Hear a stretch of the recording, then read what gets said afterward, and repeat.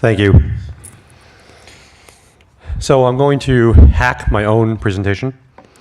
I was supposed to talk about research techniques and fact versus truth, which I'll talk about a little bit, but if anyone coming specifically for that, I've talked to management of the show and changed my topic a little bit, so I apologize for that. But I think this is just as, if not more interesting. So my name is Evan. I've been a technology journalist for about 18 years. Well, not about, for 18 years. And more important, I run a nonprofit organization called the Vintage Computer Federation. And we are a national 501c3 nonprofit. We do four main things. We have national scale events in the Vintage Computer Festival series. We own the largest discussion site on the internet for the vintage computing hobby, which is the Vintage Computer Forum. We have our own museum in New Jersey, and we try to incubate local chapters.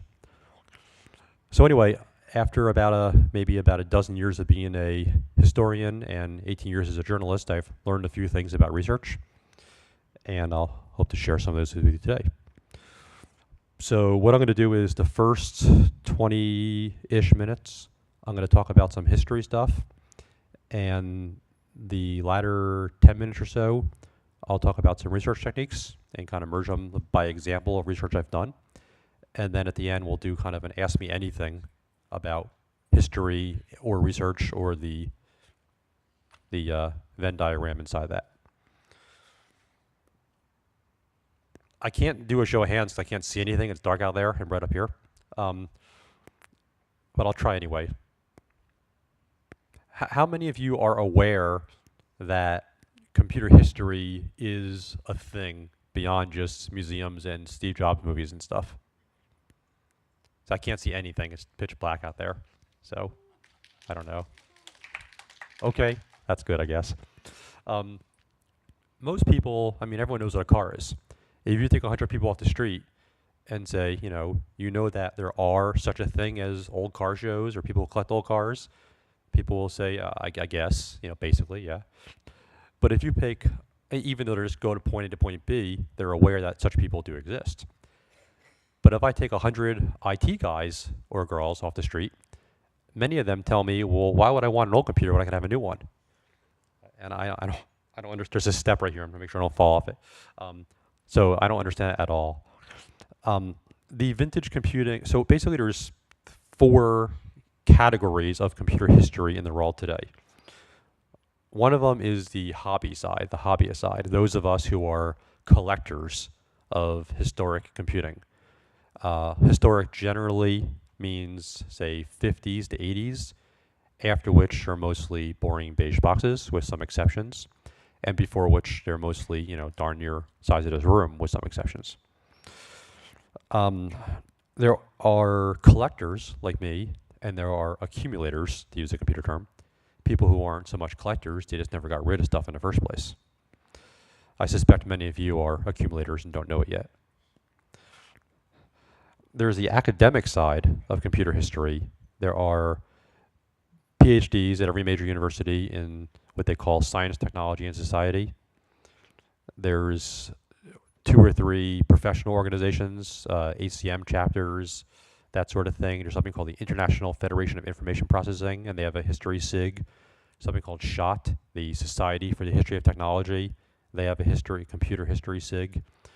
And it's interesting because many people on the hobbyist side look at the professors and professionals and say, well, they can't work a screwdriver, they can't solder, they've never got their hands dirty. What do they know? They just read and write books.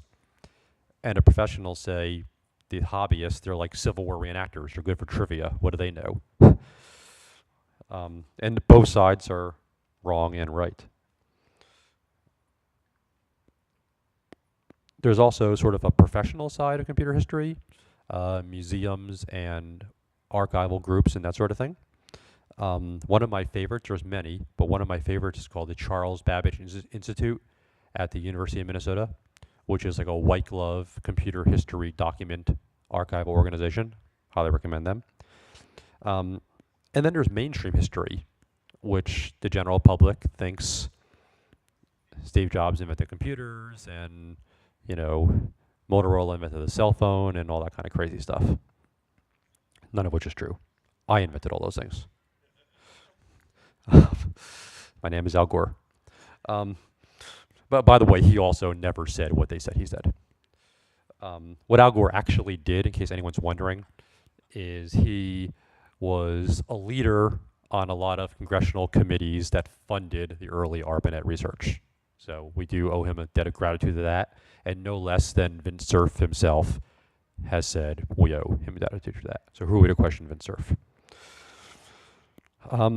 What I think is interesting is that in the last 4 or 5 years, there's been a resurgence, not a resurgence, there's been a surgence, is surgence a word? There's been a surging in computer history topics. I pin it on when Steve Jobs died, because there were lots of historic people who have died before him, obviously. And even the same year he died, we lost the guys who did C and Unix, and we lost a lot of AI people the last couple of years. And even though as we go forward in history, through generations of computing, from mainframes to mini computers to microcomputers to pocket computers, fewer people proportionally are as nostalgic about the past because it wasn't any big deal to use computers in the younger generations. But there's so many more of those people. So Steve Jobs is the first person who was transcended just the computer field. He was the first mainstream public figure from the microcomputer generation, from my generation, to people in the 30s and 40s who died. And it seems like a lot more people in the general public care about computer history now since Steve Jobs died.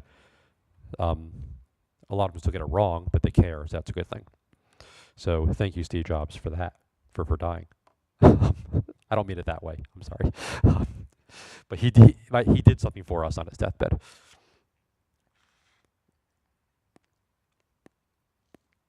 A lot of people in the public they don't know what they don't know. If you tell them IBM invented the computer or anything, Bill Gates or Dell or anything they want, they'll just generally believe you. In the museum we have in New Jersey, the most common question we get from visitors is, well, what was the first computer? And they expect me just to say, oh, it was the Banana 3000. You know, it doesn't work that way. Anyone get the reference to Banana 3000, Banana Jr.? Bill and Opus? Oh. On Bloom County, there was making fun of the Macintosh in the 80s, the Banana 3000, because it was not the Apple, it's the Banana. Anyway, so I'm going to get into a little bit of research side. The two words I hate the most are first and invent. Nothing in computer history was the first to fit. I'm sorry. And nothing was invented by one person, really. Just doesn't work that way. Everything is evolutionary. I assume most of you have heard of ENIAC? Anyone? One person? Okay. ENIAC was not the first computer. Don't let anybody ever tell you otherwise. There are lots and lots of qualifiers to what ENIAC was. And the thing is, you could say anything was the first of something with enough qualifiers. The boxer shorts I'm wearing are the first ones I wore today. Right? Anything is the first. This microphone is the first one I touched today. ENIAC was the first computer that was all electronic and general purpose and stored program. That's a lot different from being the first computer. Some people say the Antikythera mechanism that they found off the coast of island off Greece a couple decades ago, but this was basically a mechanical calculator kind of thing. There was no computing going on. Charles Babbage certainly has a claim.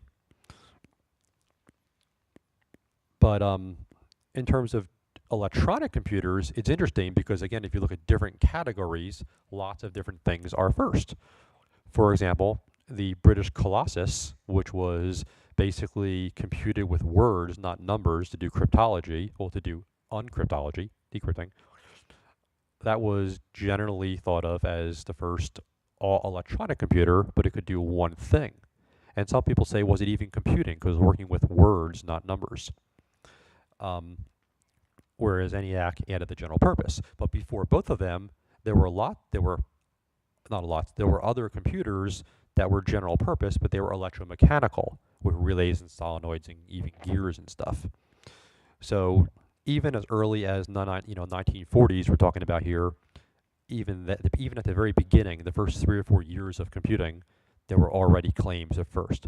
A computer in the UK known as the Manchester Baby, until just a few months ago, historians generally accepted that, okay, well, this one had the first of stored program capability. But that was just recently debunked by a British historian, no less.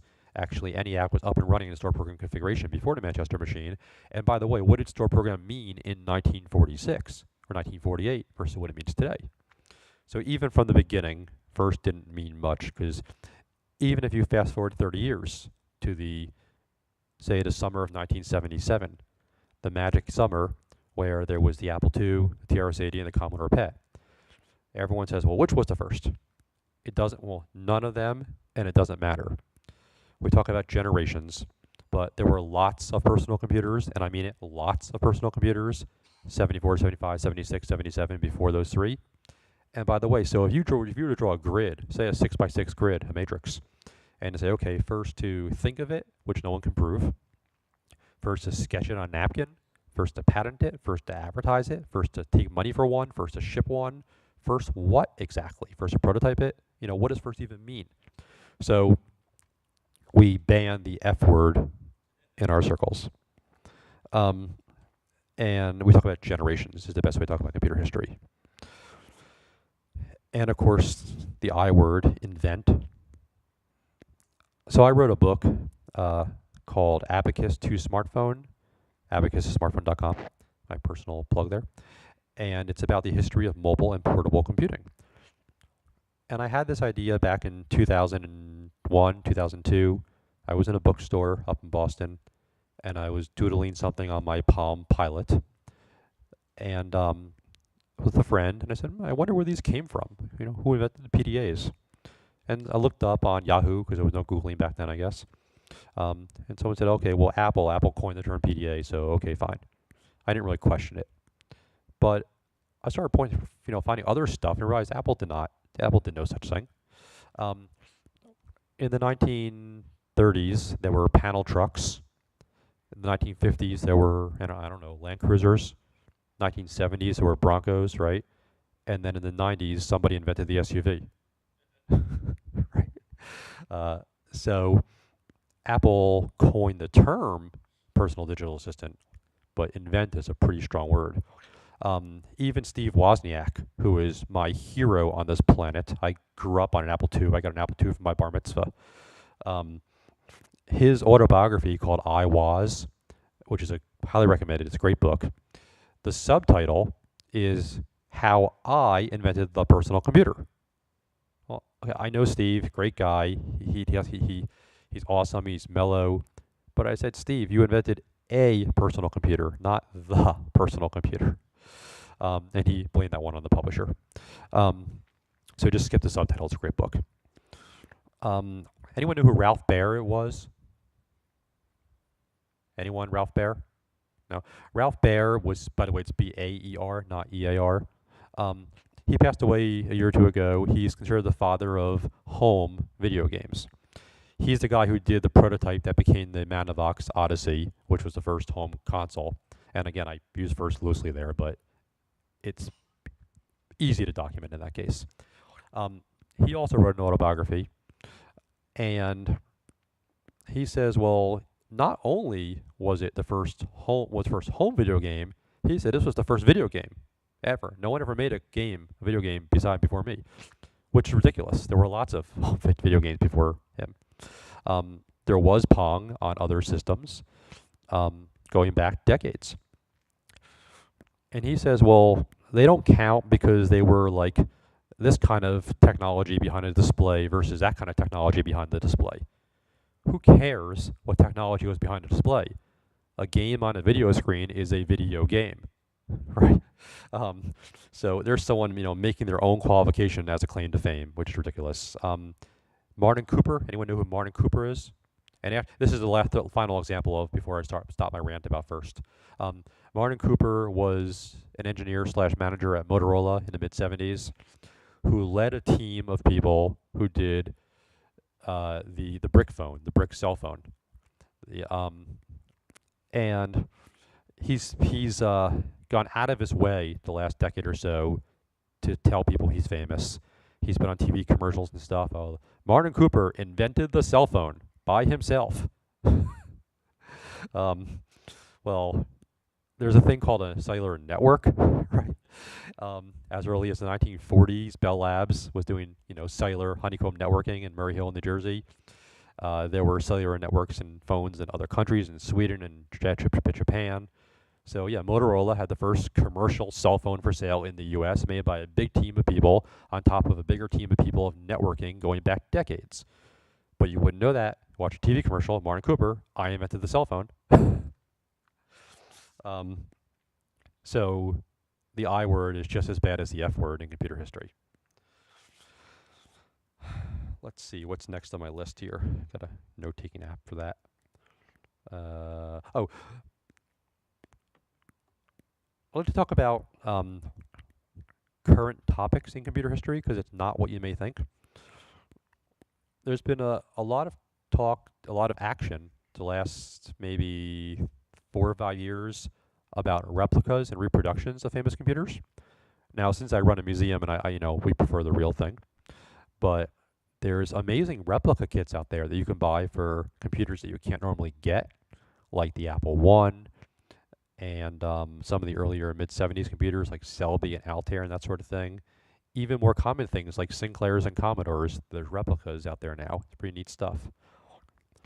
And that seems to be kind of a booming field. There's also a booming field within our field of people who are making brand new retro computers. People are making single board computers and things running on Z80s and that kind of thing. There's been a bunch of people. Have anyone in the room heard of the Monster 6502? No? Who knows what a 6502 is? Yeah? Okay. Thank you. Only the most famous computer chip like ever. The 6502 from MOS Technology powered the Apple II series, the Commodore 64 series. I forget if it was the Atari 800 or not. What's that? Yeah, the Atari 800. And on Futurama, the guy who did the cartoon was an assembly language programmer in his younger years on a Commodore or whatever. So on Futurama, there's an episode where they show Bender's brain and it says 6502 on it. So it's a funny episode. What was I saying? Monster. So yeah, some guy just a few months ago was on Maker Faire in San Francisco on Slashdot and whatever else. He made an entire 6502 chip out of transistors. It's insane. And he calls it the Monster 6502. It's pretty awesome. So there's a bunch of people doing that now. People making new computers using historic components and techniques and parts from the 70s and 80s. It's pretty cool. Let's see what's next on my list here.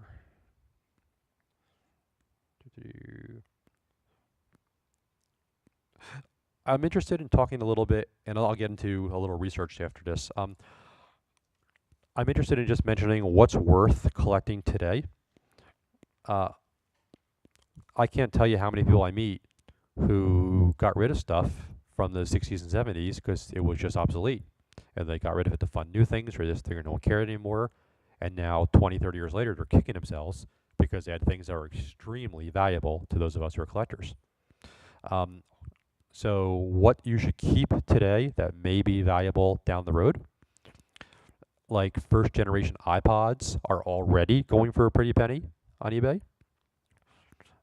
Say like a Trio or something, some of the early smartphones, the IBM Simon certainly. Maybe the first iPad.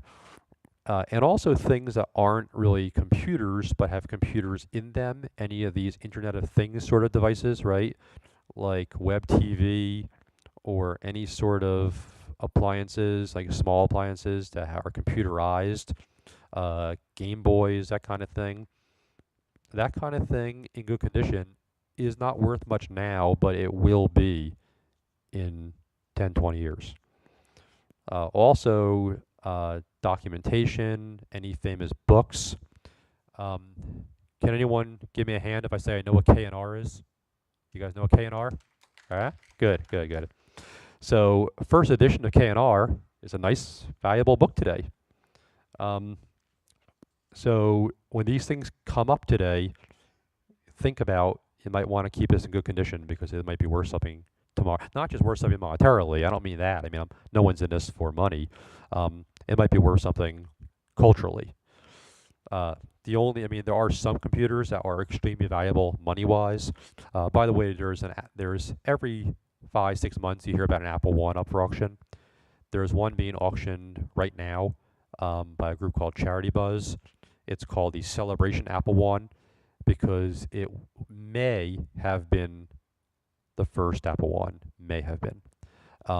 It was not made on the production boards. It wasn't a breadboard, but it was made on like a one-off board. And we have reason to believe it might have been one of the very, very first of the 200 Apple Ones ever made. And they're talking about this could be the first one to go over 7 figures, which is insane. Insane in a good way. So I'm going to talk about my book a little bit because I think maybe there's some lessons to learn there back to what I was supposed to talk about. So I wrote this book, Abacus the Smartphone. I subtitled it The Evolution of Mobile Computing, not the history of, because I was already, even before it was published, I was getting emails from readers saying, well, we'll mention this computer, we'll mention that computer. Like, I didn't want to write a coffee table book. I didn't want to write an encyclopedia. And yet, sure enough, after it came out, I got all these emails, well, how come you didn't mention the HP 95? And just because I didn't mention your computer doesn't mean the book's wrong, So the book is about the evolution of mobile computing from the Abacus to the smartphone. Because, as I said earlier, everything is built on everything else. Beside the Abacus, there were not computers, but there were all sorts of interesting computing or calculating aids that were specifically designed to be taken with you. Oh, and by the way, so people say, what's a mobile computer? Anything's mobile if you try hard enough, right? But I limited my topic to things that were expressly designed, first and foremost, to be taken around with you, not just could be. So in prehistoric times, I mean, anyone ever heard of a quipu? No? It's transliterated as QUIPU or KUIPU. It was this device that the ancient Inca people had. It was a series of ropes and knots in different colors. And archaeologists and historians and sociologists and neologists you want to name, they found hundreds of quipus. You can go on eBay and buy a quipu. But it was only within the last year or so that anyone was able to figure out how to read one. And basically, it was a spreadsheet. People use these quipus and the Inca people to document stuff, which is fascinating because the Inca had no written language. So the quipu was sort of like, when it said it was just a rope, just a bunch of ropes, they would just fold it up and stick it in their satchel or whatever and take it with them. So it's sort of an example of a computing device, an information processing device, expressly built to go with you. And of course, the slide rule and the sundial and things like that. All sorts of mathematical tools. The place where I had the most fun doing research was in the 1950s and 60s. You guys can just shout out the answer to this one. What does anyone think was the beginning of, I'm not going to say first, the beginning of mobile and portable computing in terms of actually electronic general purpose computing? Compact luggable. Anybody want to say something earlier? 51. Okay. So so when I mentioned earlier, I was looking at PDAs and I realized I figured, okay, I should write a book about this. I should write a book about where the PDAs come from. And as I realized, that's one chapter in this bigger history, right? Because so there were PDA. It turns out that even though Apple started using the term PDA in early 90s, there were handheld pocket computers as early as the late 70s. There's 15 years of products before Apple decided they invented it. And they just, that's really, some of them even had, handwriting recognition or software you could install amazing things were done. As early as 1984, Casio had a calculator, a pocket calculator with like block letter through fingerprints, and actually came up when Palm was sued by Xerox. It was interesting. But then, of course, you had laptops all through the 80s. Okay, first little bit of research. There's a computer called the Grid Compass. And a company called Grid Systems, the computer was called the Compass 1100 or 1101, was a clamshell computer made in 81 by this company in Silicon Valley.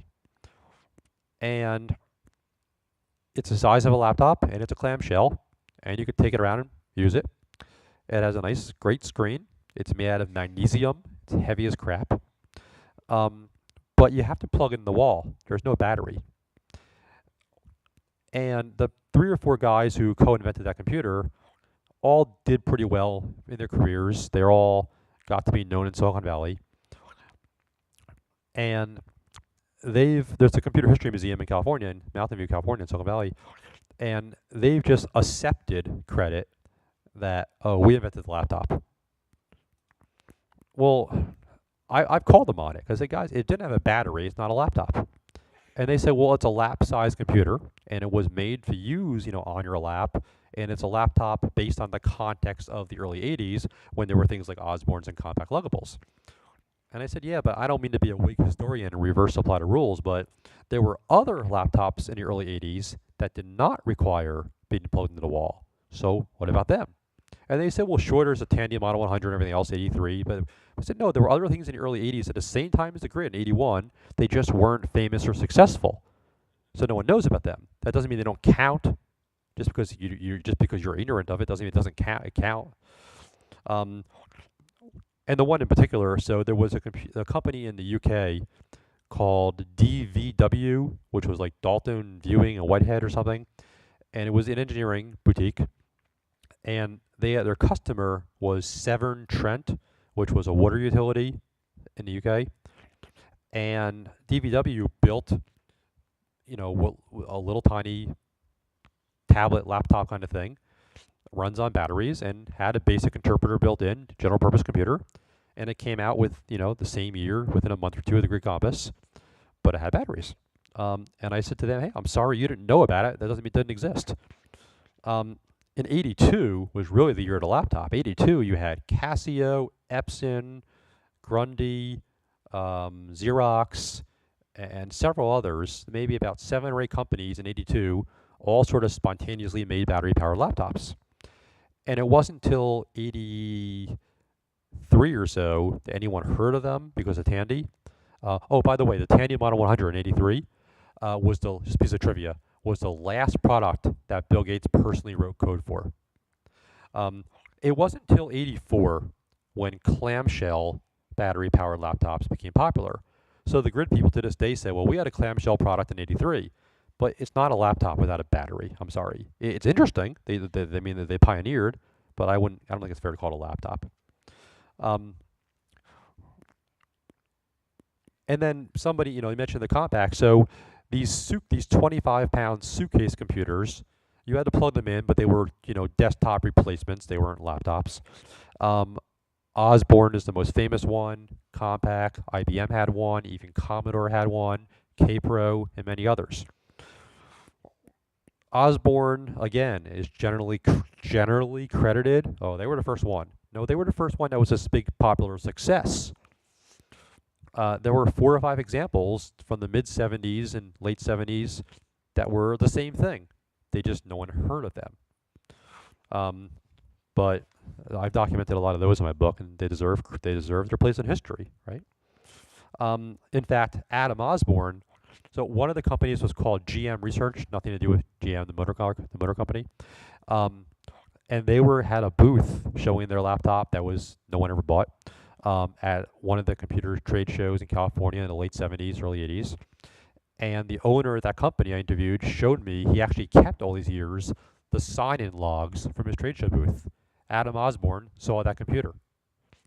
So Adam Osborne, when he became famous for the Osborne computer, spent years telling journalists he thought of this idea one day and he was so brilliant and blah, blah. That's not true. So the handheld computers have a prehistory before they got famous. The laptops, the suitcase computers, all these prehistories. And then it got really interesting research. And by the way, so it was in 2002 or so when I said, "Oh, I'll write a book about PDAs." Uh, it was in 2015 where I actually published a book because every time I thought I was done, the story got bigger. So I got back to 5-10 years of prehistory before Osborne, and I said, well, were there any such thing as portable computers before 25-pound suitcase machines? And it turned out there were. In the 60s, there were a decent amount of computers available in the 60s that were 50 pounds, 100 pounds, things that were just basically desk on wheels at that point, things that had handles and came in these big metal cases for one man to carry on each side in the field, whether the field was a military zone or an oil field or whatever else. And again, these were portable for the context of their times, so they were even advertised as portable. I should have brought with me, but I had an advertisement from 1958 from a company called Autonetics, a computer called the Recomp, and it shows two men wearing hard hats, and it says like, so you could take it with you, so portable, carryable by two men. But the idea that you could have a computer in the field was interesting. The most interesting part is two little stories. Anyone know who John Mauchly is? Yeah. John Mauchly is the guy who basically was the head designer of ENIAC. Mauchly was kind of a one-hit wonder.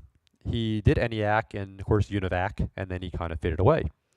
He had a consulting company in the late 50s called Mauchly Associates, and his business plan was to sell like construction project management software.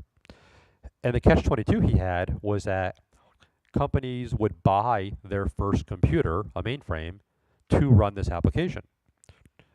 But they didn't. If he wanted to sell the product. Well, they didn't have a computer, so how could he show them what it could do? So he built a suitcase-size analog computer in a suitcase.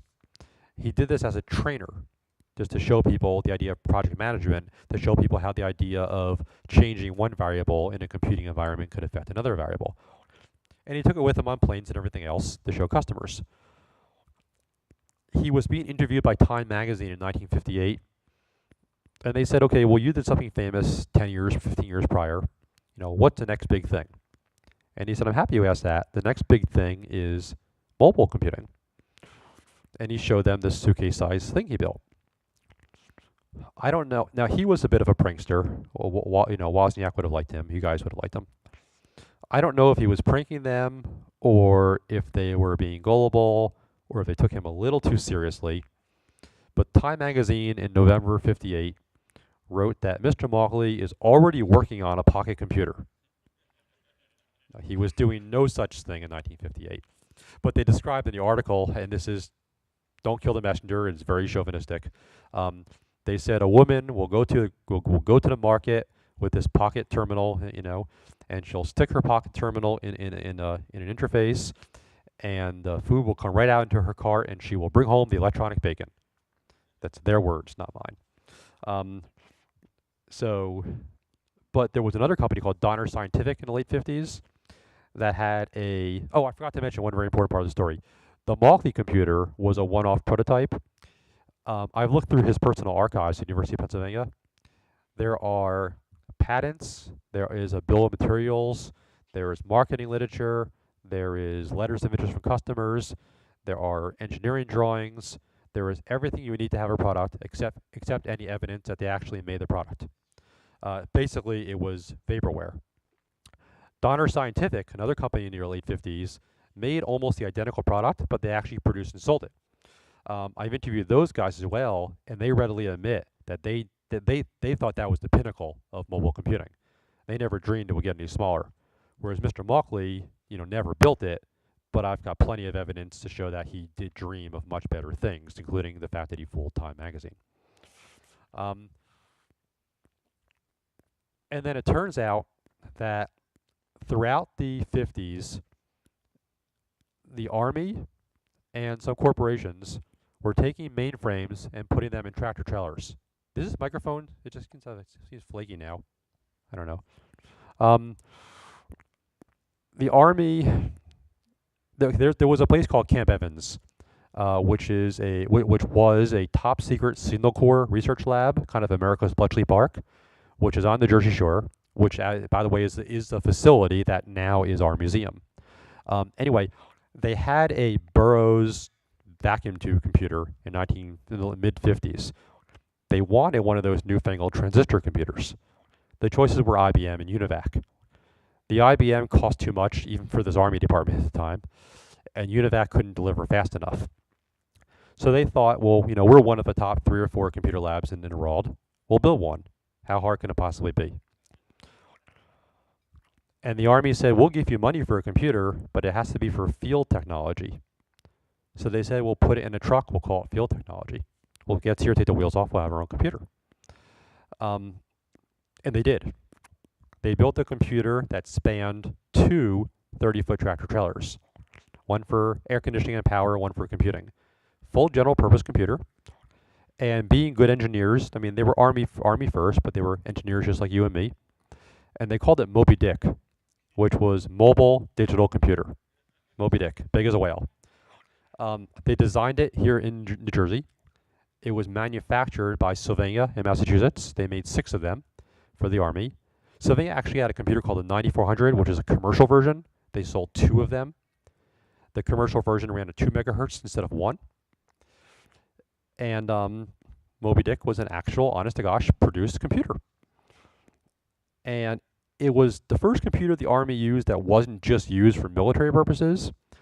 It was used for inventory and stuff, but they also used it they wanted to use it for command and control in the field, things that weren't really feasible till the 80s. But that was the assignment, that was the mission of the guys who developed it, was to develop future technologies, which they did. It was just a little bit big for its time. And on the heels of that, there were smaller versions. There was one done by Philco called Basic Pack, which was, say, the size of like a box truck. There was one done by IBM called Compaq, PAC, not PIQ, which was 100 pounds, fit in the back of a Jeep. The Army itself, working with a lot of companies, came up with something called Micro Module, which was like a Lego-like modular way to build electronics. And they had this computer they called MicroPack, which was under 100 pounds. A mini computer before DEC came up with the term. And so all these computers were compatible with something called field data. So field data was a way for computers of different makes and models. Field data was a code invented by the Army to computers of different makes and models to talk together. Before field data, other than teletype code, only computers of the same make and model could communicate. And field data became ASCII. Now, if I go up to any of you, you can tell me what ASCII stands for, right? Anyone knows what it stands for, American Standard Code for Information Interchange. But what it stands for doesn't always convey, well, learning what something stands for doesn't always teach you what it means. And the reason it was called the American Code for Information Interchange was it was exactly that, developed by this Army thing. It makes more sense when you realize why the term came about. So there were these 3 or 4 tractor-trailer computers. And then it turns out before that, as early as 1953 versus 56, 57, the Bureau of Standards, which is now NIST, down in DC, had a computer they called DYSEAC, D-Y-S-E-A-C, DYSEAC, which meant the second, die meant second because there was already a computer called SEAC, but that was just a standard 1950s mainframe. DYSEAC meant the second SEAC. SEAC was Standards Eastern Automatic Computer. There was also SWAC, Standards Western Automatic Computer. DYSEAC was, I'm going to say first, I'm going to be a hypocrite, the first computer to use printed circuits. It was in 2, now keeping in mind Moby Dick was in 2 30-foot trailers. DYSEAC was in 2 40-foot trailers. And the customer was a signal corps out in White Sands Missile Base in New Mexico. But the new printed circuits were so primitive that basically the white sand got in them, and that was that. The computer worked. There were some interesting test applications, but there was only one ever made. It was a prototype, basically, whereas Moby Dick was, arguably the earliest produced mobile computer. Oh, and this, by the way, a fun Moby Dick story. They took it on two laps of the test track because it was a new Army vehicle down at Aberdeen Proving Ground in Maryland. And both laps, the computer came through with flying colors, and both laps, the truck broke down. I can't make this stuff up. So those are just some research fun projects I had while I was doing 12 years of writing this book. And I think what I like to do now is I could talk about research till I'm blue in the face, but what I like to do is a little bit of Ask Me Anything. I've said I spent 18 years as a technology journalist and a dozen years as a computer historian. So ask me anything about computer history or research or whatever else. Bright light. There's microphones up here and stuff, or just shout. Somebody ask something so I can justify my existence.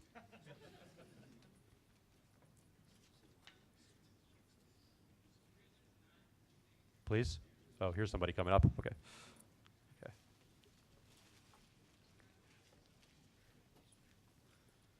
So very interesting talk, thank you. Thank you. You talked a lot about the hardware history of computing. Have you done much on like symbolic or like software history, things like that? And if so, kind of what are some of the interesting topics there? I haven't personally done software research, but I can dispel a few myths for you. For example, on the mezzanine level where my group is a booth, we're showing BASIC, good old textual BASIC. And BASIC became famous in 1975 when a Harvard sophomore named Little Billy Gates and Paul Allen bought an Altair and built it and realized the software, using assembly was hard. And so they did BASIC, but they ported BASIC. BASIC was invented at Dartmouth in 1965. And of course, what happened with BASIC, when Microsoft got its hands on it, was that they tried selling it for the Altair, but it was on paper tape. So people just copied it.